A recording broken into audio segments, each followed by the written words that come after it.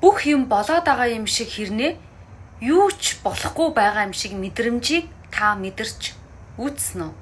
Энэ нь юу гэсэн үг вэ гэвэл танд ажил байна, танд үр хүүхэд байна, хань ижил байна. Гисэн хэдий ч таны дотор аз жаргалтай биш. Нэгэн хэвийн ажил, нэгэн хэвийн амьдрал, магадгүй ажилдаа дургу ч гэсэн ажлаасаа гарыг гэхээр өөр сонголт байхгүй.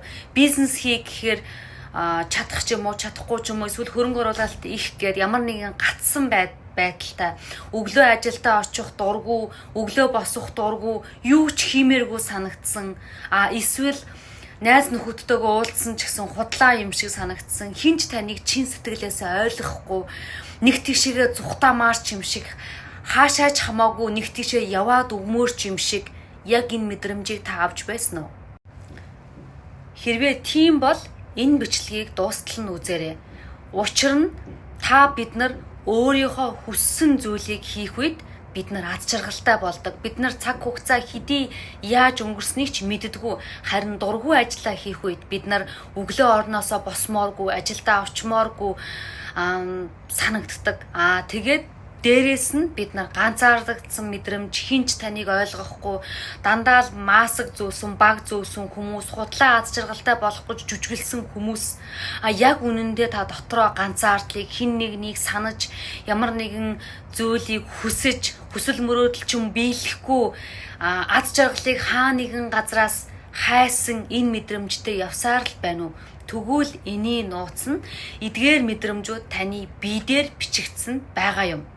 Өөрөөр хэлэх юм бол таны бага насн дээр энэ мэдрэмжүүд таны биедээр бичигдсэн.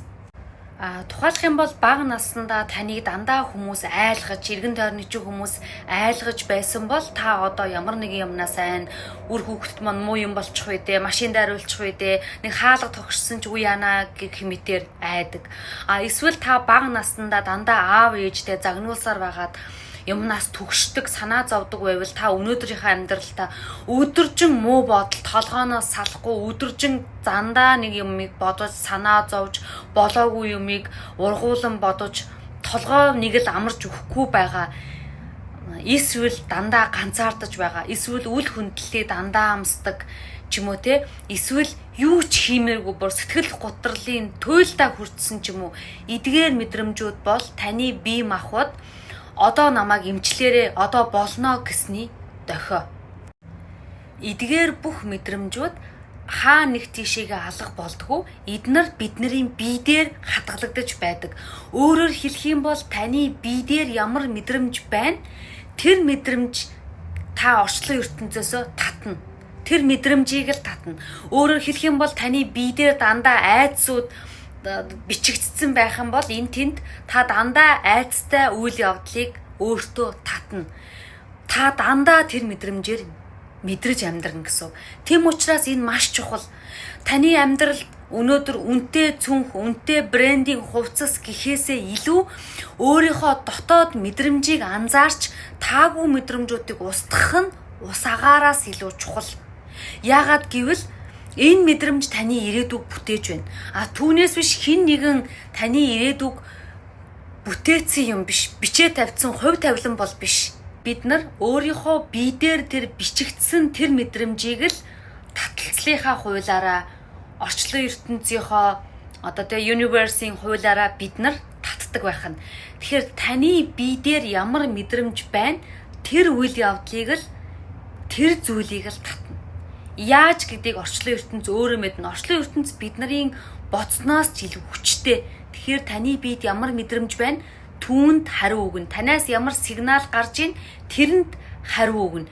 Тийм учраас биеэсээ гарч байгаа тэр сигналыг бид нар таагүй сигнал буюу таагүй мэдрэмжүүдийг устгаж авч хаяаж оронд нь таата баяр баясгал, аз жаргал, инээдхөөр гэдэг энэ эерэг мэдрэмжүүдээр дүүргэснээр таны амьдрал эерэг болно. Тийм учраас body therapy танд маш чухал. Тийм учраас та нар маань PFR терапи буюу body therapy маань та нарт юу өгөх вэ гэвэл 3 өдөр дараалан 1.5 цаг таны бие дээр ажиллана. Өөрөөр хэлбэл өнөөдрийг хүртэл та бие дээрээ нааж авсан тэр блогууд, травманууд, айдсууд, таны тэр сөрөг програмуудыг бүгдийг устгах нь. Би мөнгөгүй, би аз жаргалтай байх эрхгүй, би хайрлагдах эрхгүй, би сайн хүн биш, би бол өөртөө итгэлгүй гэдэг энэ бүхэл мэдрэмжүүд, програмууд таны бие дээр бичигдсэн байгаа. Тэгвэл тэр програмыг таны биеэс арилгадаг эмчилгээ бол энэ PFR therapy буюу энэ эмчилгээ. Энэ эмчилгээ маань Дубай хотод 4 өдөр явагдах байгаа. Тийм учраас өөртөө анхаардаг, өөрийгөө хайрладаг хүн болгон энэ эмчилгээнд заавал орох хэрэгтэй. Бид нар үргэлж дандаа материалын зүйл рүү анхаарлаа хандуулж, дандаа бид нар гадагшаага анхаарал хандуулж идэг. Яг үнэндээ аз жаргал бид нарын дотор байгаа. Тийм учраас та дотор руугаа өндийж, өөрийнхөө бие руугаа өндийж, биедээ байгаа сөрөг програмуудыг, сөрөг мөнгөний блогуудыг, айдсуудыг бүгдийг гаргаж өгснөөрөө таны биетэй танд тэр мөнгийг буцаагаад танд олоод авчираад өгнө. Яагаад гэвэл таны бие дээр байгаа мөнгөний блокууд, гатсан тэр энергийн урсгалууд, зөрчлүүд, гомдлууд, айдсууд, бүх травманууд танаас алга болсон үед танд мөнгө орж эхэлнэ. Яагаад гэвэл мөнгө цэвэрхэн энергитэй газар очдог. Мөнгө эзнээ ялгаж очдог.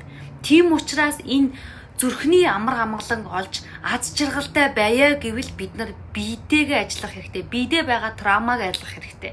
Та нар мань бодож байгаа бох тэгж мөнгө өрөөд яах юм бэ? Дубай руу очоод тэр эмчилгээнүүдийг аваад энэ мөнгө штэ зарлах гэж бодож байгаа байх. Яг үнэндээ та материалын зүйл биш, энэ өөрийнхөө бие дээрээ хөрөнгө оруулалт хийснээрээ энэ травмагаа блогуудаа арилгаснараа таны бие тэр мөнгийг танд эргүүлээд авчираад өгнө. Яаж гэдгийг мэдээж орчлон ертөнцийн маань мэднэ. Тийм учраас өөр дээрээ байгаа энэ травмагаасаа ангиж ирсэн цагт танд одоо байгаагаас хэд дахин илүү боломжууд, аз жаргалууд, сэтгэлийн амар амгалан байдлууд ирэх болно. Энэ зүгээр л нэг мөнгө зарагдаж байгаа зүйл биш. Энэ бол өөртөө хийж байгаа маш том хөрөнгө оруулалт, өөртөө хийж байгаа эмчилгээ. Түүний дараа та маш одоо цэвэр сэрсэн энергиэр одоо ухамсараар та ажиллах болно. Та юмыг өөрөөр харах болно. Миний хувьд би өөрөө маш олон гадаадын ретрит эмчилгээнүүдэд хамрагдаж байсан.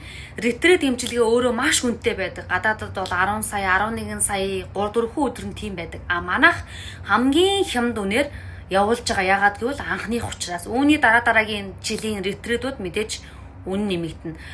Энэ хөрөнгө оруулалтыг хийгээд ирсний дараа би маш хөнгөн, ямар ч травмаагүй бүх ажил үйлс бүтээ, таны бодсон сансан бүх зүйл цаанаасаа биелж та манифест хийж чадна. Өөрөөр хэлэх юм бол таны энерги ухамсар дээшлээд ирэнгүүт та хүссэн зүйлээ өөртөө татаж чадна. Тэгээд нэг тэнгэр рүү харсан чи инээмээр санагдаад тэнгэр рүү харж баярлаад нэг л тийм хүн юм болгонд талархаад юм болныг эрэг талаас нь хараад яг тийм болдог. Энэ бол ретритрийн дараа гарах үр дүн. Тиймээс өөрийнхөө зүрх сэтгэлийг сонсоод өөртөө хөрөнгө оруулалт хийгээрээ тархийг сонсох юм бол тархи дандаа тэгж зарлага гаргаж яах юм бэ? Тэгж мөнгө гаргаж яах юм бэ гэж хэлдэг. Яагаад гэвэл тархи өөрчлөлтөнд дургу. Өөрчлөлтийг бол аюултай гэж хүлээж авдаг. Яг үнэндээ та травмагаасаа арилж өөрийгөө цэвэрлэж энерги ухамсараа цэвэрлэнэ гэдэг бол аюултай зүйл биш, харин ч танд ашигтай зүйл. Тийм учраас өөрийгөө хайрладаг, өөртөө хайртай, аз жаргалтай амьдрахыг хүссэн, өөрийгөө олохыг хүссэн 3 хүнийг энэ хөтөлбөртөө нэмж бүртгээд хөтөлбөр маань хаагдаж байгаа. Тийм учраас биеэрээ ховсод орохыг хүссэн, динаратай хамт энергийн түвшинд вакуум орчинд 4 хоног эмчилэгдэхийг хүссэн 3 хүн яг одоо чатар орж ирээд бүртгэлээ хийлгээрэй.